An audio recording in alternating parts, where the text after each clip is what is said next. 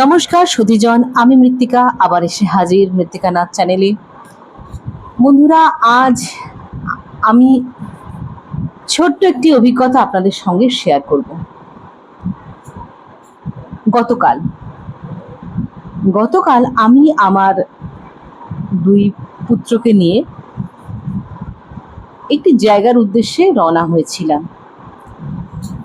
যেখানে যাচ্ছিলাম বন্ধুরা, সেখানে আমি এর আগেও গিয়েছি। রাস্তাটা আমার চেনা, কিন্তু আগে যখন গিয়েছিলাম তখন গিয়েছিলাম প্রাইভেট ট্রান্সপোর্টে, সুতরাং সেটা একটা অন্য রাস্তা ছিল। আর গতকাল যখন গিয়েছিলাম তখন যাচ্ছিলাম পাবলিক ট্রান্সপোর্টে, সেই রাস্তাটা অন্য রাস্তা ছিল। তো অন্য রাস্তা হওয়ার কারণে আমি প্রথমত রাস্তাটা চিনতে পারছিলাম না। আমাকে যেখানে টোটো নামিয়ে দেয় সেখানে দাঁড়িয়ে আমি রীতিমতো ভ্যাবাচাকা খাচ্ছি। এইবারে টোটোর সাথে আমার যে চুক্তি হয়েছিল, যে টাকার চুক্তি,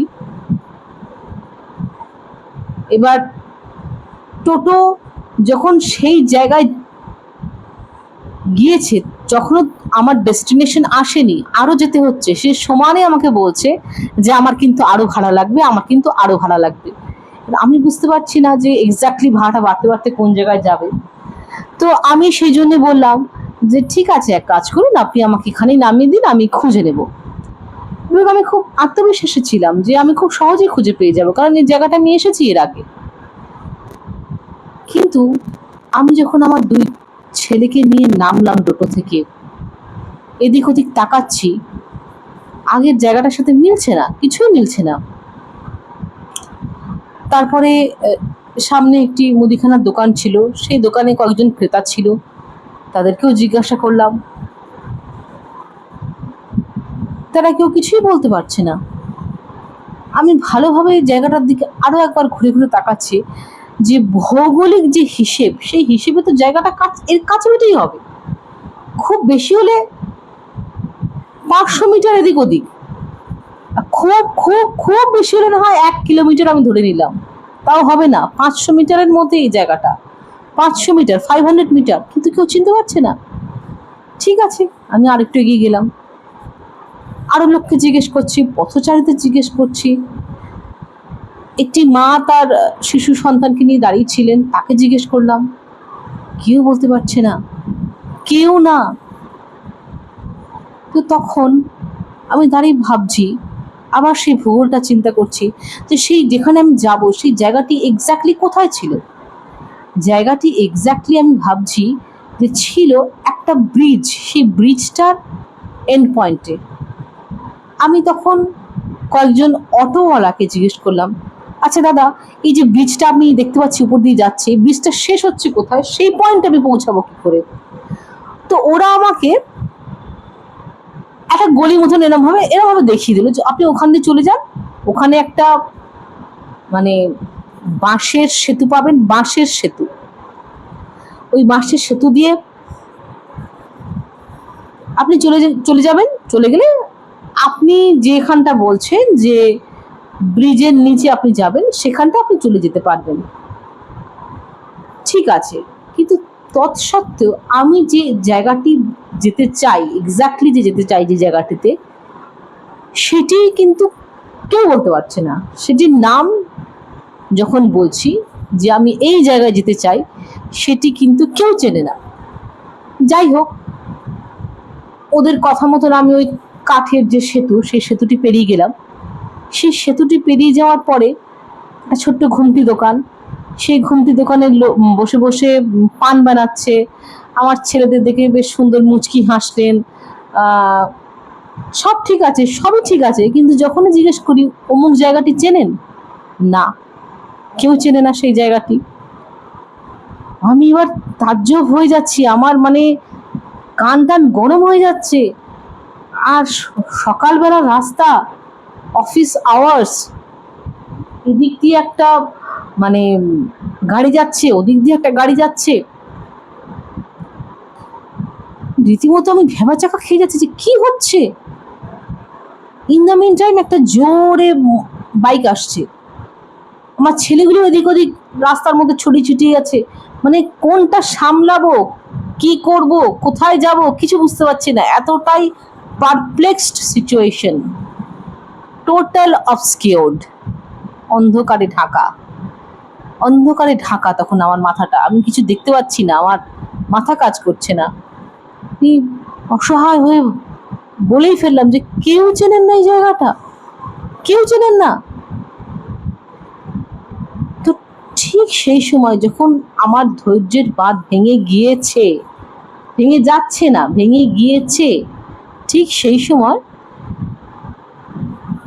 পিঠে ব্যাগ, একটি ছেলে, বয়স কত হবে, 25-26, কম বেশি এদিক ওদিকে হতে পারে, ঠিক বলতে পারবো না কত বয়স। সে বলল আমি চিনি, আপনি আমাকে ফলো করুন, আমি ওই জায়গাটির পাশ দিয়েই যাচ্ছি, আপনি পেয়ে যাবেন। বলে সে নিজের মতন চলতে শুরু করলো, আমিও তার পিছু নিলাম।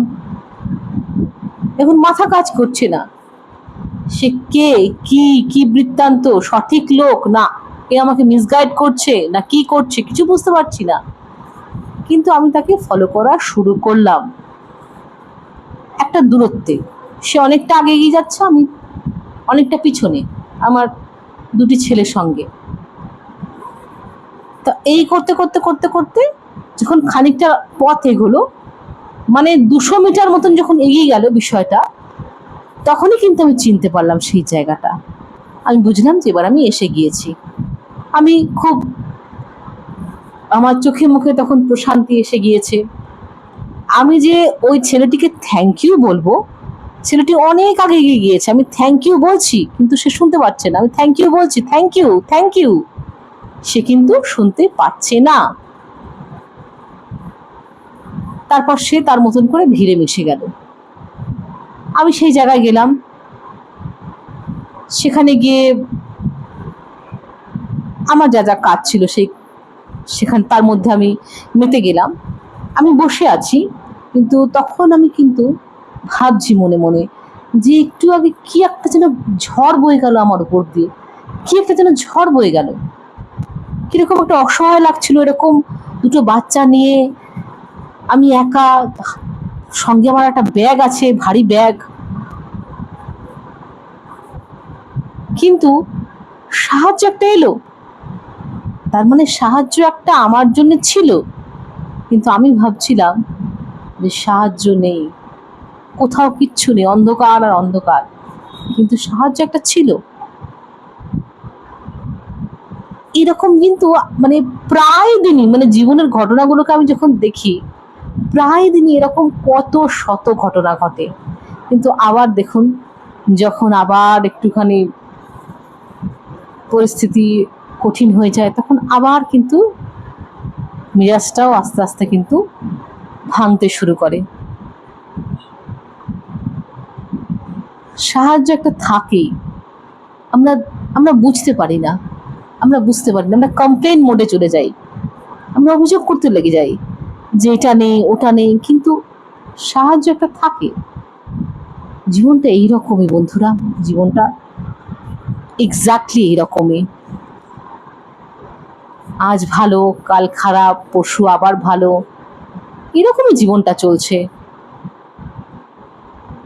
গতদিনে মমতা বন্দ্যোপাধ্যায়ের ধর্ণা, আগামী দিনে নরেন্দ্র মোদীর ব্রিগেডের সভা। গত সময়ে পশ্চিমবঙ্গের রং লাল ছিল, বর্তমানে সবুজ, আগামী দিনে অন্য কিছু, বা হয়তো যেমন নীল সাদা আছে তেমনই। জীবনটা এরকমই, ভীষণই আনপ্রেডিক্টেবল। আর সবারই, কোনো নির্দিষ্ট কারণ না, সবারই জীবন এরকম আনপ্রেডিক্টেবল। এটা জেনেও আমরা বারবার সেই জীবনটাকে সরল রেখা করে দেওয়ারই চেষ্টা করি। এটা ভুলে যাই যে পেশেন্ট বেডের সামনে যে মনিটর থাকে, সেই মনিটর যখন সরল রেখা হয়ে যায়, সেটা কিন্তু জীবন নয়, সেটা মৃত্যু। আর জীবন সবসময় এরকম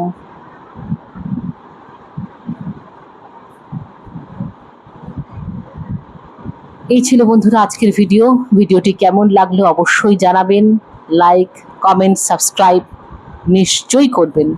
সঙ্গে থাকবেন বন্ধুরা। নমস্কার।